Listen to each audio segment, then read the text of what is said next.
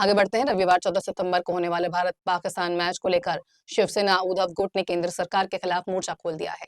शिवसेना उद्धव गुट रविवार को इसे लेकर प्रदर्शन भी करने वाली है, लेकिन बीजेपी के पलटवार के बीच शनिवार को शिवसेना उद्धव गुट के अध्यक्ष उद्धव ठाकरे ने अपनी इस रणनीति को लेकर एक प्रेस कॉन्फ्रेंस का आयोजन किया, जिसमें उद्धव ठाकरे ने बीजेपी द्वारा पूछे गए सवालों पर तीखे जवाब भी दिए हैं। पहले उद्धव ठाकरे ने दो देशों के बीच बिगड़ते रिश्तों के बाद अंतर्राष्ट्रीय स्तर पर विश्व में रूस के द्वारा ओलंपिक खेलों के बहिष्कार का सबूत भी दिया और कहा कि मोदी सरकार कहती है कि खून और पानी एक साथ नहीं चलेगा, लेकिन क्रिकेट चलेगा। आखिर केंद्र सरकार पाकिस्तान के साथ क्रिकेट क्यों खेल रही है? बीजेपी द्वारा जावेद मियांदाद और बाला साहेब ठाकरे की मुलाकात का हवाला देकर हाल ही में शिवसेना और संजय राउत की आलोचना भी की थी। उद्धव ने इस सवाल का भी जवाब दिया है और कहा कि बाला साहेब की देशभक्ति पर बीजेपी सवाल उठाए, ऐसी उसकी औकात अभी नहीं है। वही तो हम कह रहे हैं, और उन्होंने ही कहा था कि उनके रगों में खून नहीं सिंदूर बह रहा है। ये तो अमानवीय बात है, लेकिन अगर अमानवीय है तो कड़ा रुख अपनाओ, एक ही बार सबक सिखाओ, क्यों झुक रहे हैं? ठीक है, अंतर्राष्ट्रीय मंच की बात बताऊं तो एक नहीं, ये नहीं, वो दूसरी बात एक है। अंतर्राष्ट्रीय मंच की बात आपको बताता हूं। 1980 में ये क्या है? एशिया कप है क्रिकेट का। कितने देश इसमें शामिल होने वाले हैं? पूरी दुनिया से लोग वहां आते हैं। तो 1980 में मॉस्को ओलंपिक्स था, उसके ऊपर रशिया ने अफगानिस्तान में अपनी फौज उतारी थी, इसलिए अमेरिका और उनके साथी जो थे उन्होंने बैन किया था ओलंपिक।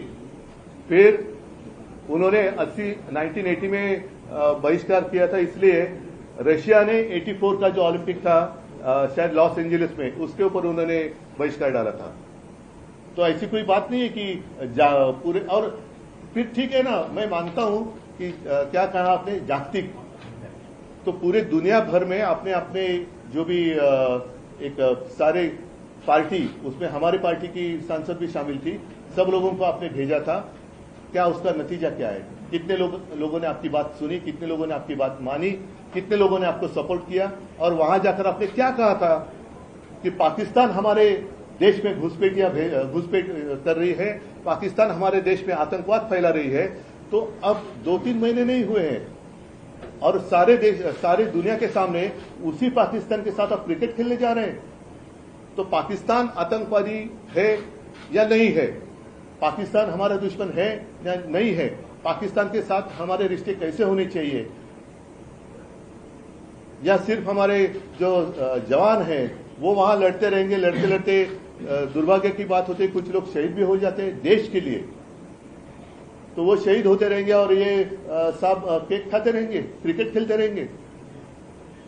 ये अच्छी बात नहीं है। पहली एक बात तो ऐसी है कि हमें या आपको भी, क्या हमारी फॉरेन पॉलिसी क्या है, कुछ समझ में आई है बात?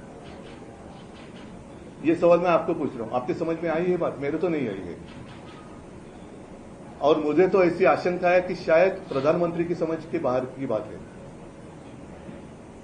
कारण उस वक्त मैंने अभी जो जिक्र किया, सुषमा स्वराज जी थी हमारे विदेश मंत्री, और तब भी ये ऐसी बात आई थी हिंदुस्तान पाकिस्तान क्रिकेट की मैच, और तब उन्होंने करारा जवाब दिया था कि ये नहीं हो सकता, ये खेलना अच्छी बात नहीं है।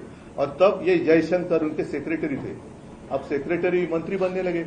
मैं तो उनको यही कहना चाहता हूं, या क्या इसका मतलब ये है कि वो बाला साहब की देशभक्ति पर आशंका ले रहे हैं, सवाल उठा रहे हैं? इतनी उनकी औकात है? इतनी उनकी औकात है क्या बाला साहब की देशभक्ति पर आरोप लगाने की? इतनी औकात है भाजपा की? पहले आप वो, मैं तो कहता हूं औकात में रहे शब्द में सोच समझकर जानबूझकर यूज कर रहा हूं कि मैं सारे लोगों को कहता हूं जो कि भाजपा के अंधभक्त है, और वो अगर बाला साहब की देशभक्ति पर कुछ आशंका जता रहे तो वो औकात में रहे, क्योंकि बात स्पष्ट है। जावेद मियांदाद के घर बाला साहब नहीं गए थे, जैसे मोदी जी गए थे नवाज शरीफ के घर बर्थडे विश करने के लिए और केक खा के आए थे, वैसे बाला साहब नहीं गए थे।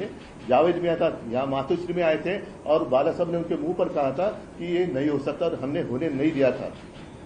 और शायद वो जो दुख है कि तब मैच होती तो भाजपा वाले देखने के लिए जा सकते थे, लेकिन वो उनका मौका उनको नहीं मिला, इसलिए वो पेट दर्द है।